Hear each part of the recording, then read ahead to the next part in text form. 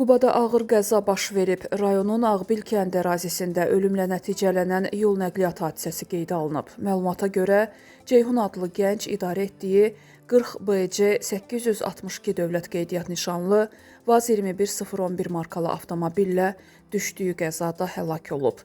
Qeyd edilir ki, Ceyhunun bu yaxınlarda toyu olmuşdu.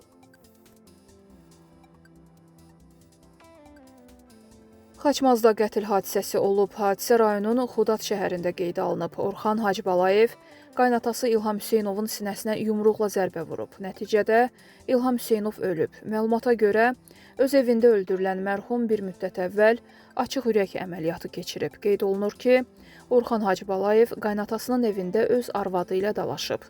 Bu zaman naməlum səbəbdən qaynatasına da yumruqla zərbə vurub.